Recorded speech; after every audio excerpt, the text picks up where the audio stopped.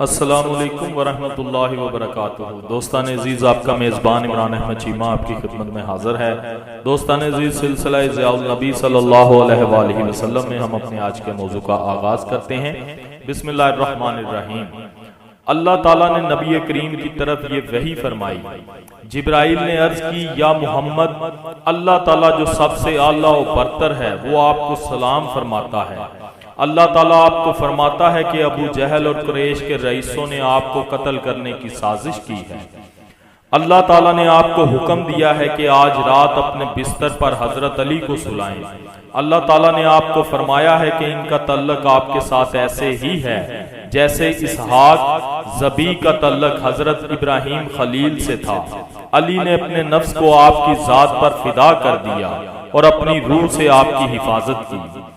دوستان عزیز، یہاں پہ حضرت اسحاق علیہ السلام کا نام لکھا ہوا ہے، لیکن مطبوعہ مدرسہ امام مہدی کاف میم المقدسہ کے نسخے میں اسحاق کی بجائے اسماعیل کا لفظ ہے، صفحہ 465۔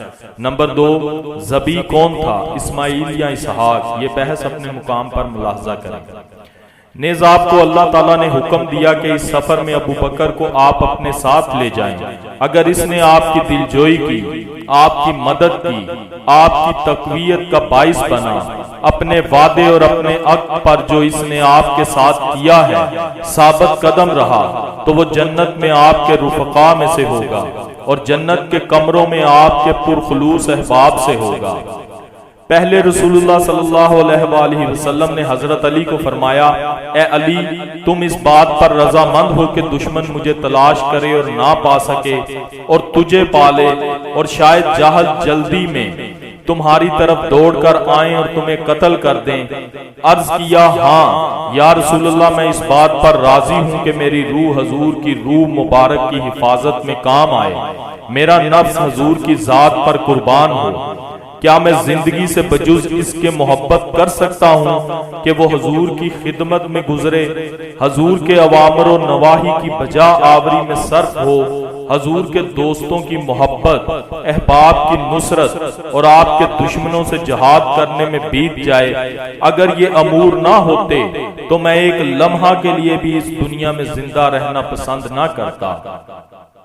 پھر رسول اللہ صلی اللہ علیہ وآلہ وسلم سیدنا علی کی طرف ملتفت ہوئے اور فرمایا، اے ابو الحسن، تیرے اس کلام کی تصدیق لوح محفوظ کے موکلین نے کی ہے، اور انہوں نے اس بات کی بھی تصدیق کی ہے کہ جو ثواب دارالقرار میں اللہ تعالیٰ نے تمہارے لیے تیار کر رکھا ہے، اس کی مثل نہ کسی نے سنی نہ دیکھی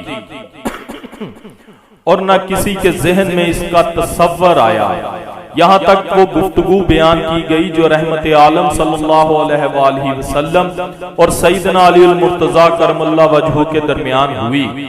اس کے بعد حضرت امام حسن عسکری حضرت امام باقر کے واسطے سے وہ کلام بلاغت نظام نقل فرماتے ہیں جو محبوب رب العالمین صلی اللہ علیہ وآلہ وسلم اور حضور کے مخلص اور پیارے دوست حضرت ابو بکر رضی اللہ تعالیٰ عنہ کے درمیان ہوا۔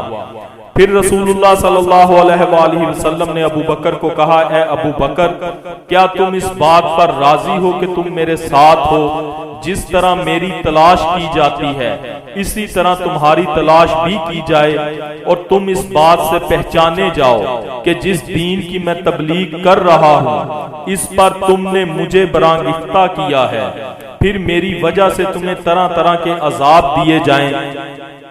حضرت ابو بکر نے عرض کی، یا رسول اللہ، اگر میں اتنی مدت زندہ رہوں جتنی دنیا کی عمر ہے، اس طویل زندگی میں مجھے سخت ترین عذاب دیے جائیں، نہ مجھ پر وہ موت نازل ہو جو مبتلائے عذاب کو راحت پہنچاتی ہے، اور نہ مجھے ان مصائب سے نجات دی جائے، اور یہ سب اذیتیں حضور کی محبت کے باعث مجھے دی جائیں، تو یہ ساری اذیتیں اور عذاب مجھے اس بات سے محبوب تر ہیں کہ میں آپ کی مخالفت میں نعمت و مسرت کی زندگی بسر کروں اور دنیا کے سارے بادشاہوں کے ملکوں کا مالک ہوں، میرے بیوی بچے سب حضور پر قربان ہوں۔ سرکار دو عالم صلی اللہ علیہ وآلہ وسلم نے اپنے عقیدت کیش اور عاشق دل فگار غلام کے اس جواب کو سن کر کیا ارشاد فرمایا؟ سنیے اور اپنے کشتے ایمان کو تر و تازہ کیجئے۔